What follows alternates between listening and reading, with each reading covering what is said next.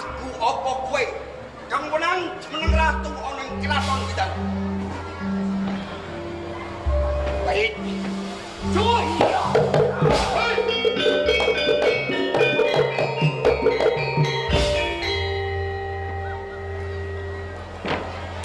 Panguntenipun. Sawetara titip nyawamu. Ora suwe balatake kaya sabaline. Saiki wani besok wani aku. Ayo, aku mau kowe. Saiki kok. Panguntenipun. Palguna lan sira kaki Palguna. Rama jimat pemuda. Apa perkarane sawise Rama njenengi lan dulu marang sira saklara padha pancaka satemah sawise Rama nyurup-murupi kahanan kaya ngene kaya dene wong ngipi sajroning melek sing tegese ora ngira bakal bisa. Apa Rama mula mentah kaya ngono to, Le? Boten. Babar boten Rama boten paring panggon mentah ikat senyap. Mestine kowe sakloron padha ngerti bisa mikir lan ngrasa.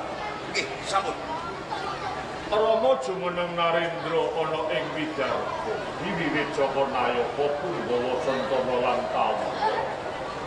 Anane uripe guyub rukun lan gotong royong kanthi panimbang.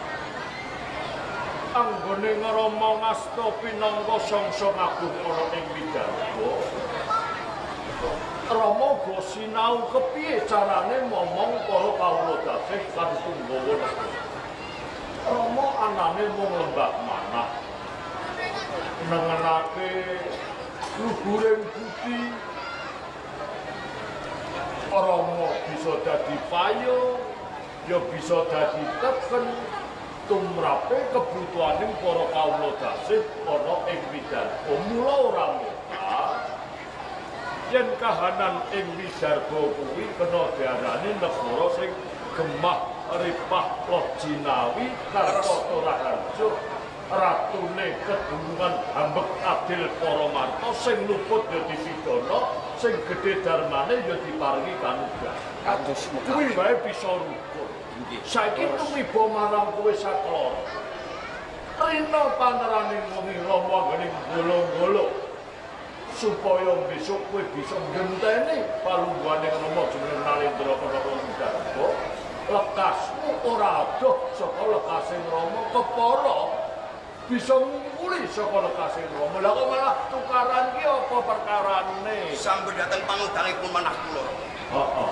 Wal perkawis pranatan wonten negari Widarta ngenani bab kautasanan ngersa dalem Kanjeng Rama. Iya, iya. Nanging sakmenika bab ngenani warga wonten ing Widarta. Iya, iya. Heeh. Langkung-langkung putra wonten ing Widarta menika kalih cacahipun. Kalguna lan Kalgunati. Iya, iya. Mila sakmenika kula nuwun pitedah lan Rama enggal paridhawuh. Sinten putra ing Widarta ingkang micil wedha? Oh, perkarane kuwi. Nggih Rama jimat pepunden. Heeh, iya, iya. Nyuwun pangapunten. Mbok pilih Kalgunati wasita kawas paran mesta patrape.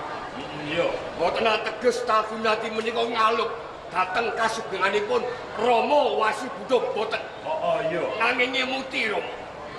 Ing samangkenipun lengseripun Rama jimat pepunden kula tartamtu ingkang menang lindir kaibawan boten sanes putra ingkang kapernah mijil werda. Mila anggenipun Kalgunati bendak sirah lan Talguna namung perkawis Talguna boten nglenggana pilih kula putra ingkang kapernah werda. Perkara iki serampung lamun kowe nglenggana putra kang mijelna. Ini tak jelengkra. Aja nganti kowe sakloron tumpah sok. Nggonmu mulai perkara sapa sing tuwa lan sapa sing. Injih, Mangerti ya? lumaga. Rikala swargi ibumu bobot sepuh. Nglairake kowe sakloron. Iki Kanjeng Rama nedeng-nedengi manjing ana ing payudan.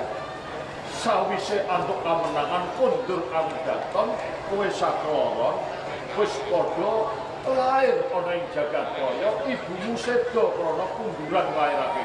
Dadi Rama dhewe ya ewuh kaya ing pambudi sejatine sing werja ki Palgunadi apa Palguna. Rama ya ora nyumurupi mung wae kaki perkara ing siji antarane kowe Palgunadi upama mengko kowe sing pernah kerja ngendani palungguhane Rama, Palgunadi ya kudu legowo jalaran ora tiba ana wong liya braya iki isih kadangmu ingkang tunggal yayah lino. Romo kowe Palgunadi.